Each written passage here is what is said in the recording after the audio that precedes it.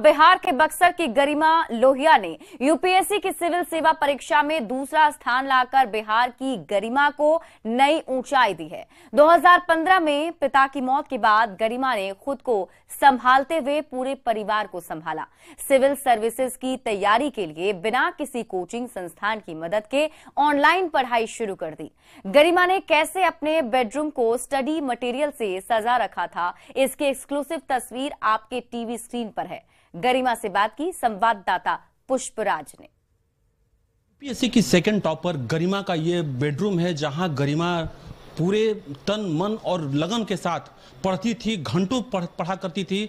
ये कमरा देख सकते हैं कि किस तरह से ये इसके अंदर लगन था, और ये पूरा जो दीवार है, पूरे दीवार पर इसने नोट्स बनाया है, कैसे पूरी तैयारी की जाती है। गरिमा का ये रूम है, और इसी रूम में पिछले कई वर्षों से गरिमा बगैर कोचिंग, बगैर इंस्टीट्यूट, जहां एक तरफ बच्चों में धारणा होती है कि मुझे कुछ बेहतर करने के लिए बड़े शहर में जाना है, बड़ी संस्था में एडमिशन लेना है, लेकिन गरिमा ऐसे बच्चों के लिए एक उदाहरण बनकर सामने आई हैं जो बगैर इंस्टीट्यूट के, किसी बड़ी संस्था, किसी बड़े शहर के बगैर भी अगर अंदर से चाहत हो तो हम वो मुकाम पा सकते हैं। और यही चीज बक्सर की गरिमा ने कर दिखाया है। युवाओं के लिए काफी ये आइकॉन बन करके सामने आई हैं। आप देख सकते हैं किस तरह से गरिमा ऑनलाइन क्लासेस किया करती थी, और ये घर में रह करके पढ़ा करती थी, ये घंटों यहाँ पढ़ती थी।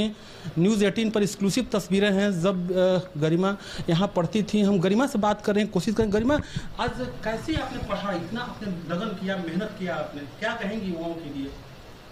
आपका जो गोल है, आपको उसके टुवर्ड्स काम करना चाहिए, और अल्टीमेटली आपको सक्सेस ज़रूर मिलेगा। आमतौर पर बच्चों में होती कि बड़े शहर में जाएं, बड़े इंस्टीट्यूट में जाएं, तभी हम बड़ी सफलता प्राप्त कर सकते हैं। आज के ऑनलाइन ज़माने में सब कुछ, सारे रिसोर्सेज आपको ऑनलाइन मिल सकते हैं, तो आप अपने ऑनलाइन रिसोर्सेज का बेस्ट यूटिलाइजेशन करिए, और बाकी बेसिक रिसोर्सेज को बार बार पढ़िए। आई थिंक इतना सफिशिएंट होना चाहिए। आपकी सब्जेक्ट क्या रही है, कैसे रुझान आया? मेरा ग्रेजुएशन में कॉमर्स रहा था हमेशा से सब्जेक्ट, तो इस वजह से ऑप्शनल भी मैंने कॉमर्स ही चूज़ किया, और बाकी जनरल स्टडीज़ के सारे सब्जेक्ट्स थे। अब जबकि आपको इतना बड़ा मुकाम मिला है, क्या कुछ करना चाहती हैं अपने भारत देश के लिए? एक लास्ट अंतिम सवाल। भारत देश की वजह से आज मैं जो भी हूँ, और इस वजह से एज अ यूथ मैं जो भी अपने कंट्री को कंट्रीब्यूट कर पाऊँगी, मैं हमेशा करना चाहूँगी। तो मैं अपने कंट्री के टुवर्ड्स एजुकेशन, विमेन एम्पावरमेंट, इन सब फील्ड में काम करना चाहूँगी। कैडर कौन सा लेंगे? बिहार कैडर मेरा फर्स्ट प्रेफरेंस है। तो ये है गरिमा, और गरिमा का साफ तौर पर कहना है कि अगर लगन हो, सच्ची मेहनत हो, तो युवा अपने मुकाम को पा सकते हैं। पुष्पराज, न्यूज़ 18 बक्सर। तो बक्सर की गरिमा ने बिहार की गरिमा को नई ऊंचाई दी, जिसको लेकर गरिमा के रिश्तेदार और पड़ोसी सभी गौरवान्वित महसूस कर रहे हैं और गरिमा के शानदार उपलब्धि पर बधाई भी दे रहे हैं, उज्जवल भविष्य की कामना कर रहे हैं। हम लोग के लिए तो बहुत बड़ी बात है। कैसा लग रहा है जब से रिजल्ट आपने सुना है? नहीं, खुशी का बात है। घर अच्छा लग रहा है? इतना खुश है, इतना खुश है। लड़की इतना पढ़ती है, मैंने 20-20 घंटा, 18-18 घंटा दिन भर मैंने उसको पढ़ना ही है, और इतना गर्व की बात, खुशी हम बयान नहीं कर सकते कितना हम खुश है। गरिमा के लिए हम कहेंगे कि आज बक्सर ही नहीं, पूरे भारतवर्ष में अपना नाम, पूरे कुल का नाम रोशन की है। और ये बहुत मेहनती लड़की थी, पढ़ने में बहुत ही बढ़िया थी, और अपने मतलब काबिलियत से इस मुकाम तक पहुंची है, जो बहुत ही खुशी की बात है।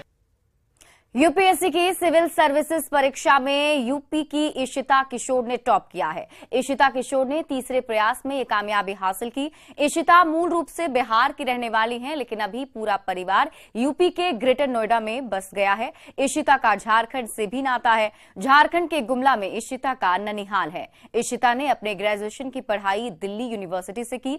इशिता को बिहार का मधुबनी पेंटिंग बनाने का काफी शौक भी है। न्यूज़ 18 से बातचीत में इशिता ने बताया कि उन्होंने अपनी तैयारी कैसे की। उनसे बात की हमारे सहयोगी हिमांशु ने। ऑल इंडिया टॉपर इशिता हमारे साथ है बातचीत के लिए। इशिता, जब आप सुनती हैं ऑल इंडिया टॉपर, अब कैसा लगता है? पहला रिएक्शन कैसा था जब रिजल्ट देखा? I think I'm still soaking it in, all India topper, and I feel a lot of gratitude towards everyone who has supported me in this journey. My family, my friends, they have really stuck with me through thick and thin. 2 बार मैंने prelims clear नहीं किया है, और तब भी सबका belief नहीं हिला, मेरे लिए वही बहुत बड़ी बात थी। तो दैट इज। इस दौरान जब डिसीजन लिया, क्योंकि कॉर्पोरेट में थी और एकदम से एकेडमिक्स में आके और एग्जाम क्रैक करना, कितना टफ रहा ये जर्नी पूरी? आई थिंक कॉर्पोरेट में एनालाइज किया कि क्या करना चाहती थी, कभी MBA का भी सोचा था बीच में, लेकिन फिर लगा कि नहीं, what is it that I really want to do. And growing up in an environment of the Indian Air Force, I inculcated the sense of duty and service towards my country very early on in life, and I felt that because of my upbringing, this is what I'm most suitable for. So they say that you should take these risks and work towards what you're really passionate about.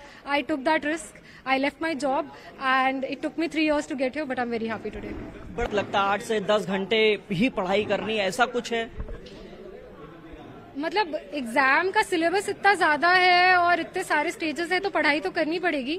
8 घंटे से डरिए मत, आप अपने गोल के बारे में सोचिए जो रिक्वायर्ड है। I did that reverse calculation that this is my goal and I asked myself, okay what is it that you need to do, and for me it was 8 to 9 hours every day. I did take my breaks, I did meet my friends, but yes, they are few and far in between.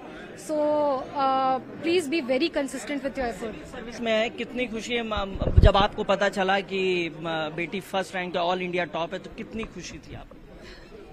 कितनी खुशी तो मैं बता नहीं सकती हूँ, क्योंकि वो 1 मिनट की चीज नहीं है। खुशी है, बहुत बहुत ज्यादा खुशी है, और बस यही लग रहा है कि अगर जो भी हमने विश किया है, जो भी हमने आज तक जितना भी भगवान से प्रे किया है, वो आज सक्सेसफुल है। तो देखिए, परिवार है, परिवार में खुशी है, और माँ ने विश किया था कि बेटी फर्स्ट रैंक से पास हो, और बेटी ने वो कर दिखाया। फिलहाल बताया है कि 8 से 10 घंटे की पढ़ाई से डरने की जरूरत नहीं है, एक सेट फॉर्मूले के तहत पढ़ाई करें और जो अपना एम है उसको अचीव करें। कैमरामैन मनमोहन के साथ हिमांशु शुक्ला, न्यूज 18, नोएडा। इशिता का जन्म पटना सिटी में हुआ, लेकिन इशिता के पिता के निधन के बाद परिवार दिल्ली शिफ्ट हो गया। अभी भी इशिता के पिता का नाम पुराने घर पर लिखा है। वर्तमान में इशिता के सगे संबंधी पटना सिटी के खाजी कला में रहते हैं। जैसे ही इशिता के सफल होने की खबर घर वालों को मिली, खुशी का ठिकाना नहीं रहा।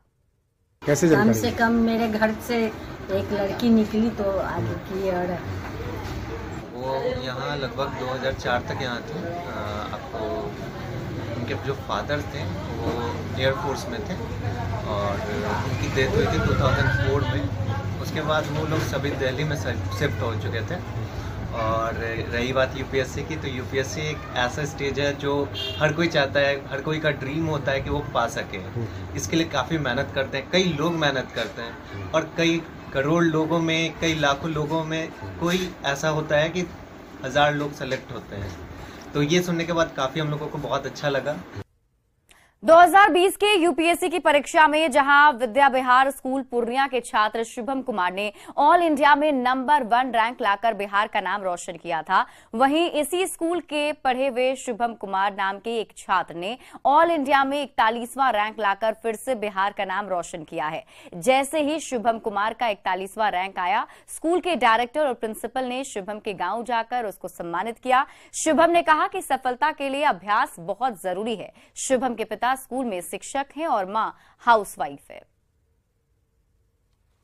मैं तो काफी खुश महसूस कर रहा हूं। जो यूपीएससी में जाना चाहते हैं, मैं उन्हें यही कहूंगा कि पहले स्ट्रैटेजी बनाएं कि आप कैसे इस एग्ज़ाम को टैकल करेंगे। उससे भी पहले आप इस एग्ज़ाम को जानें कि एग्ज़ाम है क्या, आपसे चाहता क्या है। और जब एक स्ट्रैटेजी बना ले तो स्ट्रैटेजी को अमल करें, एक दिन भी नहीं छोड़े, और हमेशा टाइम पे हर चीज़ पढ़ें। और एक सबसे ज़्यादा इम्पोर्टेंट चीज़ है कि आप टेस्ट दें, क्योंकि टेस्ट से ही पता चलेगा कि आपका पोजीशन क्या है, आप ये कम्पीट कर सकते हैं या नहीं। अच्छा अनुभव कर रहे हैं। शरारती था शुभम? शरारती तो बच्चे में रहता ही है, तो चूँकि इसको हम क्लास 4 से ही बाहर रहा है, 3 तक ही यहाँ रहा है, तो थोड़ा बहुत करता ही था। लेकिन जब हॉस्टल में जाने के बाद बिल्कुल शांत हो गया और अपना काम से मतलब रखा, अपने पढ़ाई की। मुजफ्फरपुर के अनुनय आनंद ने भी यूपीएससी की सिविल सेवा परीक्षा में 185वां रैंक लाया है, जिसके बाद घर में उत्साह का माहौल बना हुआ है। अनुनय मुजफ्फरपुर के सरैया के अजीजपुर गांव के रहने वाले हैं। अनुनय ने 6ठी तक की पढ़ाई मुजफ्फरपुर से ही की और उसके बाद स्कूल की आगे की पढ़ाई बोकारो से की है। केमिकल इंजीनियरिंग करने के बाद एक कंपनी में 14 लाख के सालाना पैकेज पर नौकरी शुरू भी हो गई, लेकिन आईएएस बनने की लालसा में उसने जॉब छोड़कर सिविल सर्विसेज की तैयारी शुरू की थी और तीसरे प्रयास में सफलता हासिल की है। अनुनय आनंद से वीडियो कॉल पर बात की हमारे संवाददाता प्रियांक सौरभ ने। हाँ अनुनय, सबसे पहले आपको बहुत बहुत बधाई। और कितना रैंक आया है? रैंक 185 है सर। अच्छा, और पढ़ाई लिखाई कहाँ से हुई? शुरुआती पढ़ाई लिखाई प्रारंभिक जो आपकी पढ़ाई लिखाई थी? सर क्लास 6 तक मैंने मुजफ्फरपुर में ही पढ़ाई करी है। फिर मैंने क्लास 12 तक की पढ़ाई दिल्ली पब्लिक स्कूल बोकारो में करी है। उसके बाद मैंने केमिकल इंजीनियरिंग करी है IIT रुड़की से, और उसके बाद मैंने 1 साल नौकरी करके फिर तैयारी। किस विभाग में आप जॉब कर रहे थे? रिलायंस में था sir, Reliance Industries Limited Jamnagar refinery है सर, वहाँ पे as a graduate engineer trainee काम कर रहा था। आपने सोचा था कि यूपीएससी क्रैक कर पाएंगे, फाइनल रिजल्ट आएगी? जब तैयारी कर रहे थे तो होपफुल थे, लेकिन श्योर तो कोई भी नहीं हो सकता। ये कैमा अटेम्प्ट था आपका? थर्ड अटेम्प्ट था सर मेरा, ये थर्ड। ओह, थर्ड अटेम्प्ट था। कितनी खुशी है यूपीएससी रिजल्ट आने के बाद?